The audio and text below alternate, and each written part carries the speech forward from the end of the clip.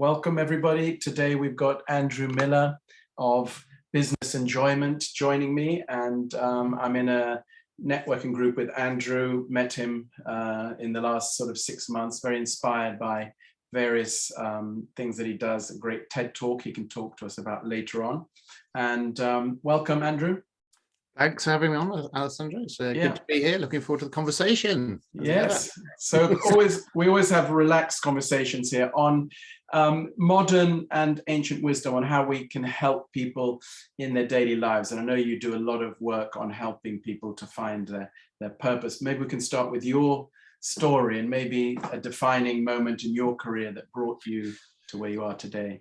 Yeah, for sure. And purpose is, as you say, is one of those things that's that has a massive impact on how we enjoy it. So one of the archstones of business enjoyment. But my own background is I used to be an accountant, hooray, and I used to have a very specific accountancy role, which I used to be an insolvency practitioner. So when companies went bust, my job was to go in and run that business, and really hands-on, all the stuff that's going on, firefighting left, right and centre, dealing with the people, dealing with the existing team, keep that business going, and hopefully save all the jobs, get it sold on. So that was like 17 years working there with KPMG, which is one of the big international organizations. So I worked around the world as well. And it's so a huge amount of business experience, which is fantastic. But I had this moment where it was actually as a consequence of promotion, and we'd gone on one of these sort of team building-y type sort of things for all the new senior managers and that kind of thing. And one of the things they did in this classroom exercise was it was run by a coach. I didn't know what coaching was in those terms. Dave's never heard of the term, but it turns out it's a coach. And he did with values exercise, which many really people have done. And it's write down on a bit of paper those things that are important to you, and then on another bit of paper write down the values of the organization, which have been, and it actually said not the ones that are plastered on the wall, what actually you perceive the values to genuinely I've got those on the wall, because sometimes they're not always the same. And so I wrote my list, and I wrote down their list, and I looked at them and I thought, I thought there'd be at least one the same. All different. Wow. Yeah, and it just had one of those moments where you just sit there and go, oh yeah, I've just realized I hate my job. And nothing actually against the job itself. It was pressured and it was stressful and it was a certain thing, but it was nothing against that in itself, nothing really against the company. But I'd never really sought it out. I'd fallen into it and I'd done well and I'd been okay, but it was never really where I wanted to be or felt was me, if you know what I mean. And there's just that moment you look back at other things and decisions I'd made in the past, and it's like, oh, actually what I was trying to do was get away from here, but never actually getting away. Moving internally, going to Australia, all these sort of things were actually me trying to escape, but not actually logging on. And so yeah, that just, for the next few days whilst we were there, my brain was just in a completely different space in terms of why am I here? Why am I here? Why am I here? Now, it actually took me 4 years to leave the company from that moment. So I knew I had the away motivation. I knew I didn't want to be there anymore, but I didn't know what I wanted to do. And so whilst that was going on, as I got closer realizing what I did want to do, staying there got more and more painful because I just knew I didn't want to be there. But part of it was I started getting involved in the firm, working with people, getting more into sort of people management, and I had a particular role that had just been created that was really about focusing on the well-being of the individuals within the team.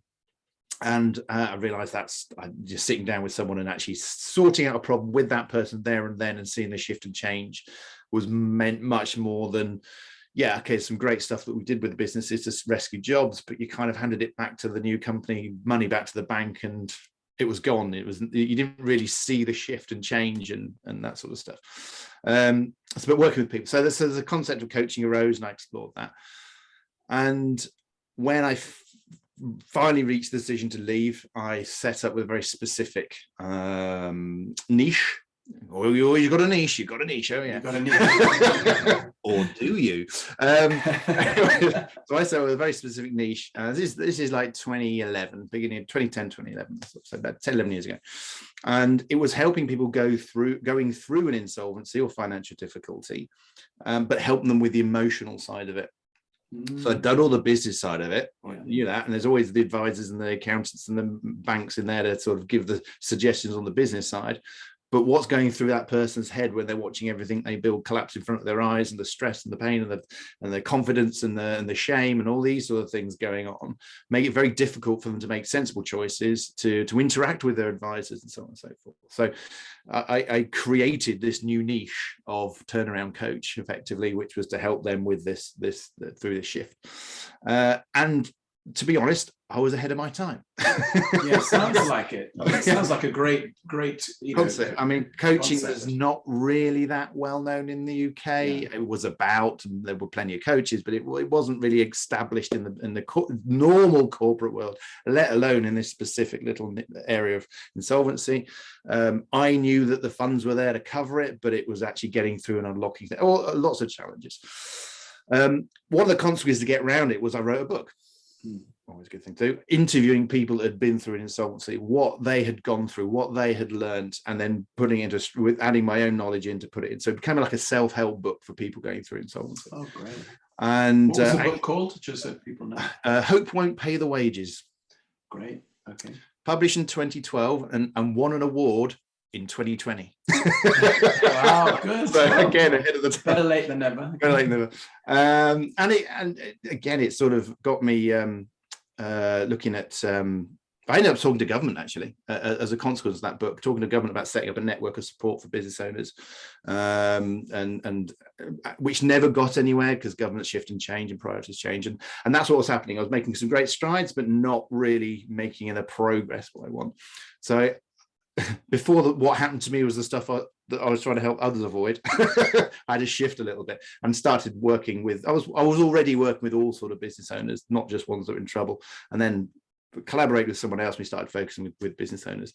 And what I noticed then over time was, it's like, okay, so the people I work with the people I network with, people you got to read about, you know, those people that had been working, that have lost everything, you get why they're not in a great place. You know, makes total sense. But I'd meet all these other people that were doing okay, doing all right, doing really well, and they're still moaning and not in a great place. And you think, hang on a sec, these guys have got an excuse. What's yours? Yeah. And I talk about the TED Talk. I mean, I literally, it's absolutely, there's no lie in anything I put there. I interviewed this guy who was a millionaire and he was being treated for depression, just because whenever sales were down, he would get into panic mode. And it just did not compute. And it got to this stage where, right, what is it that I really do for clients? Who are the people I really make the benefit for, and all the rest of it? And I had to do a lot of introspection and who am I and all that sort of stuff to really sort of think about that deeply, and got to the conclusion that, you know, people weren't coming to me because they wanted six-figure business. They were coming to me because they were not happy. And what I was doing was shifting their perceptions of how they work within their business, either improving the business itself or their reaction to things. And they were enjoying it more at the end of it, which is where the concept of business enjoyment came from, which then led to, well, what does that actually mean? Great little title, great little niche. And people go, oh, that sounds interesting. And essentially, I sort of, again, alluded at the TED Talk, but whilst exploring these things, I got reintroduced to the model of Maslow's hierarchy of needs, which most people are familiar with. I was familiar with it at arm's length. It's like, yeah, makes sense, but not really studied it. And realized it does work really well just as a basic model. And that's how I sort of developed the business enjoyment model sort of based on that. And it's like, we need to sort of feel safe in terms of, you know, we're not having these threats, and that's not just money, it's about all these other things, and making sure we work with the right kind of people and working with getting good reputation and all this sort of stuff. And in each side of it is a personal element as well as the business element. You know, we've got to be more vulnerable, all these sort of things. Again, alluded at the TED Talk, watch the TED Talk, all that. But at the top of it all is purpose. The self-actualization bit, my interpretation was that's purpose. And when we get clear about what it is that we're doing, enjoyment becomes a consequence of that. And when this realization was coming around, I went back and looked at that book that I'd written. Now, this is 6-7 years ago at this stage, that first book, and realized it was all in there. That these people who had lost everything, had the worst thing that can happen to them in business that's possible, had realized what was really important, had stripped away all the stuff that's meant to be important, had nothing to do with the cars and the jets and the suits and all that sort of stuff, and the houses, and had discovered something that really mattered. And they had managed to get back on their feet because they got truly connected with something that meant something to them. And so they were going to get back on their life because they had essentially had through trauma, but had found their purpose through trauma. A difficult way to find it, but yeah. Well, and this is part of the thing, because it's so often people find their purpose through trauma. Yeah, true. Yeah. Most of your inspirational speakers on stage, not all, but in the majority, it's about a traumatic event they went through to find their purpose, whether that's drug addiction, whether that's, it might be prejudice they served as a child, it might be losing everything, And when you don't have that background, when you're not a drug addict and you're not, and you come from a privileged background, and you watch these inspirational speakers, you go, but I don't have that. Sorry, do you want me to go out and make my business go bust in order for me to? What do you want me to do? So part of it's like, how do we find purpose when we don't have that major trauma? Yeah, challenges. And so that became part of my concern. So I kept working on it, and my sort of overarching thing was realizing that, so again, the whole thing of the TED Talk is that one of the fundamental issues within society is that we focus so much on money as being the measure of success that all these other things that I was talking about, enjoyment, get forgotten about. We know it. I'm not saying anything that's not new. Everybody says this, but actually it's that measure of money as success as being the fundamental thing that stops all these other things coming through.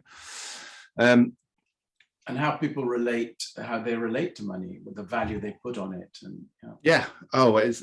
there's always. I mean, I run these discussion groups called Breathing Spaces, and each month we go through one of the themes within the business enjoyment model, and one of them, which we're doing this month actually, is money hangups, because everyone's got some sort of relationship issue with money, which is normally connected to self-worth or fear of being rejected by charging too much, or inherited from parents, or taught absolutely. In school. In fact, nothing is taught in school about money, which is a real issue.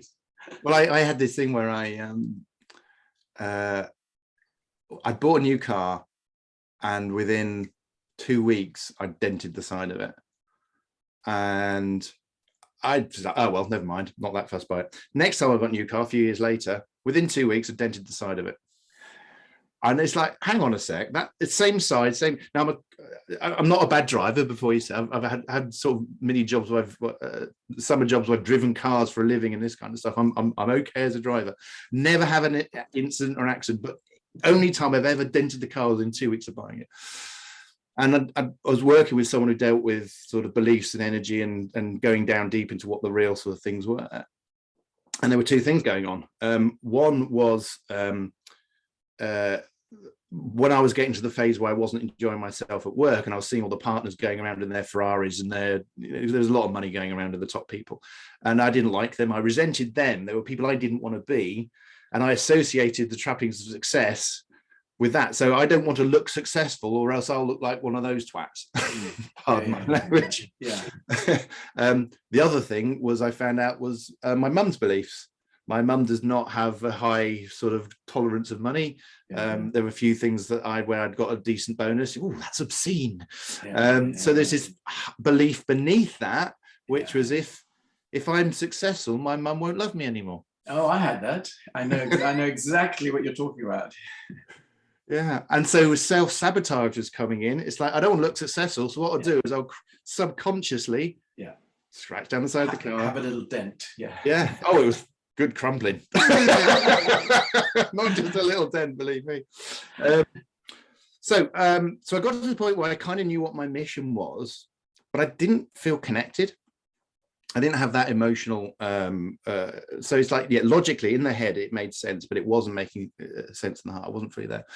And so there was a period I was working with Rich Litvin, who's an international coach. I don't know, writer of the Prosperous Coach. I was in one of his group programs, and we had an intensive, and it was about getting into the sort of state, doing a lot of the deep breathing that you talk about, and getting ourselves connected with our bodies and in tune with our intuition.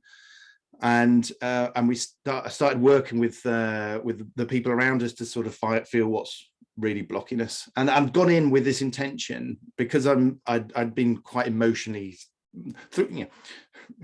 working in insolvency is quite a tough arena, and you have to put the shields up and be quite keep it together, basically. Yeah. And so I'm not, I don't say emotionally stunted, but yeah, the shields are up all the time, basically. Yeah. Holding back, you had to hold, protect your emotions. Yeah. Yeah. So my mission going into this exercise was to cry, because that's something I didn't do. So I set an intent. What I want to get out of this, what's going to be a result is to cry. And in the event, we got to the right state, and people said, what's holding you back, blah, blah, blah, blah. And this memory came up from me of when I was like, I don't remember 4 or 5 years old, something like that.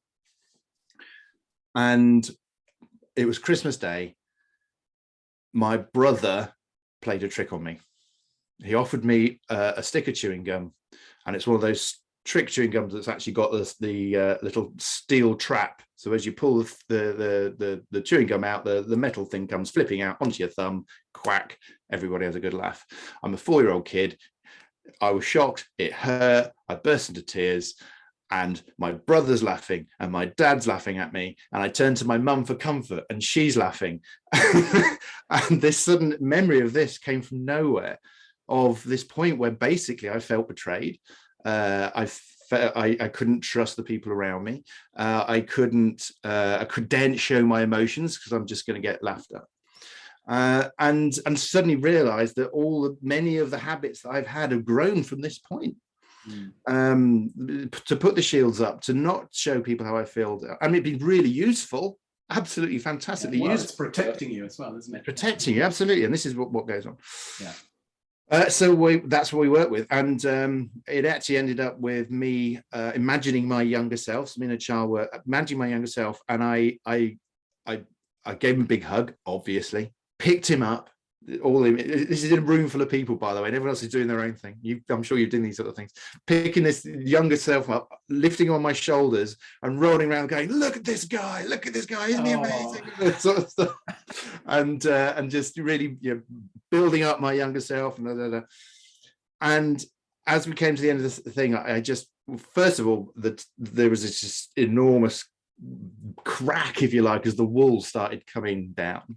The emotions just started flooding, and I started crying right then. It was just like the tears strolling down. And then I had a vision. Now, I don't mean in a sort of Joan of Arc holy vision sort of thing, but it was just everything started coming together, and you're just in that space where everything sort of, the brain makes sense of images. And it was this sort of industrial wasteland, sort of very flames going up, sort of Port Talbot type, sort of Blade Runner-y type, sort of whatever. And there was this black mass, and I realized that this black mass was people being sort of held down by chains and whatever. And then this one hand sort of breaks through. It's all that silhouette type thing. One hand breaks through the net, rips the net apart, and stands up. I'm interpreting that as me. I'll run with that. So I get up out of the net and stand up, and I'm free.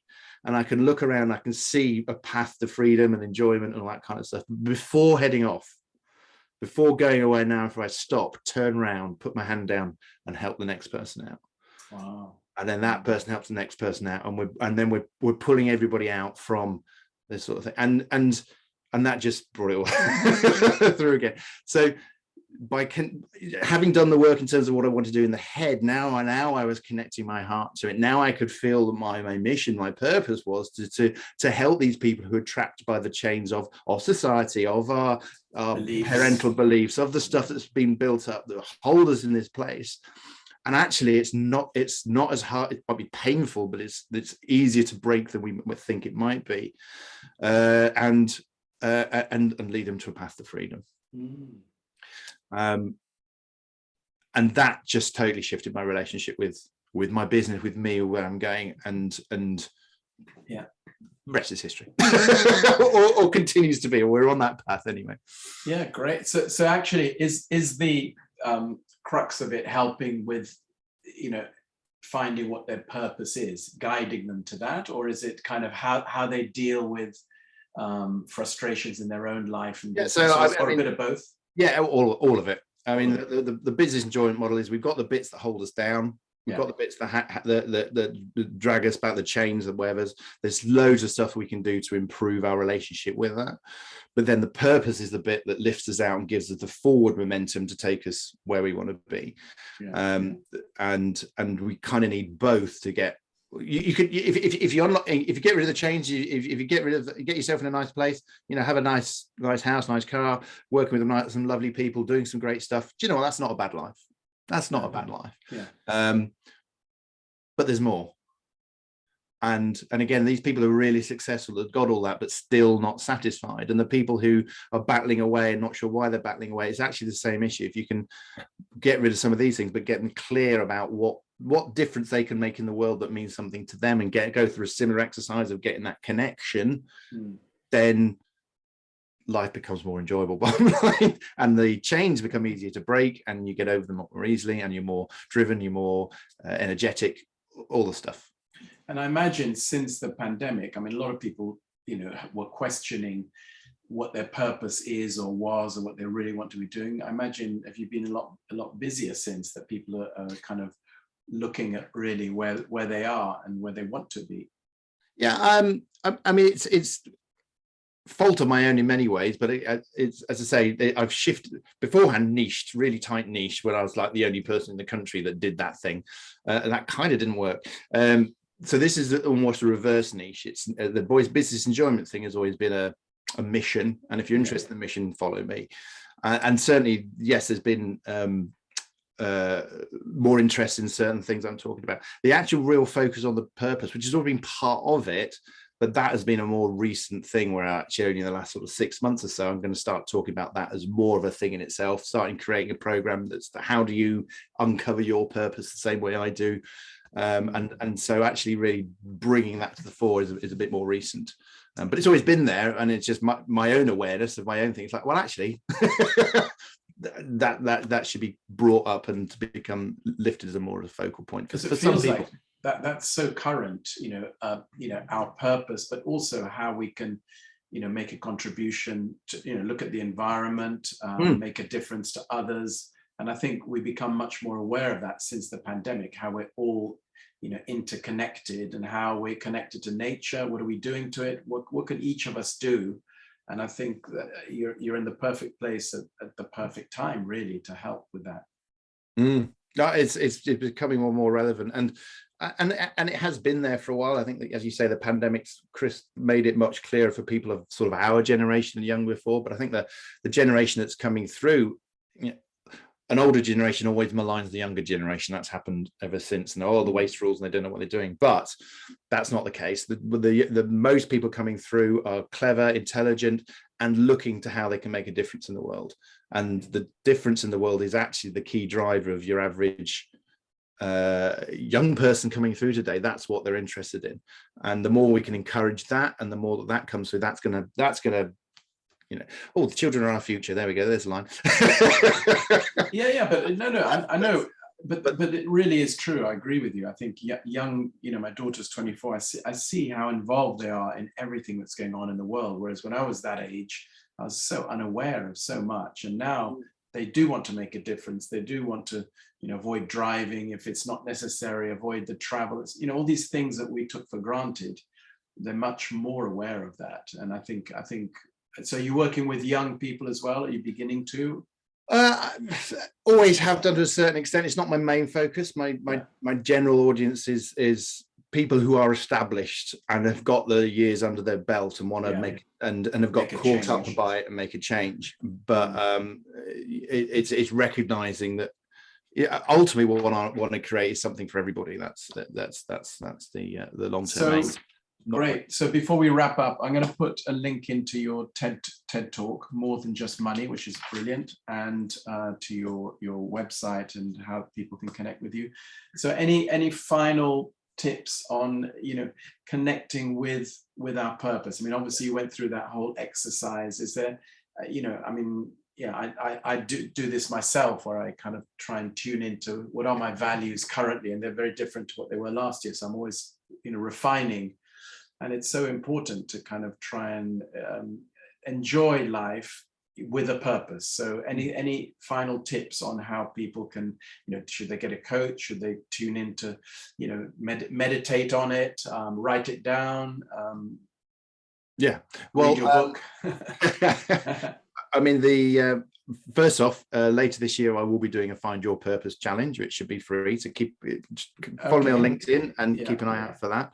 And that will give you, we'll go through some of these things. But in a nutshell, it is really about looking inwards and understanding who self is, kind of exactly as you were saying, we talked about. When you understand who you are, then it's trying to work out who out there is like me, and essentially what we're doing is we're saving somebody out there that's like a younger version of ourselves, but being in a position of control. So we need to understand ourselves to then look outside. And the second part of it is not to put yourself under pressure to find your purpose.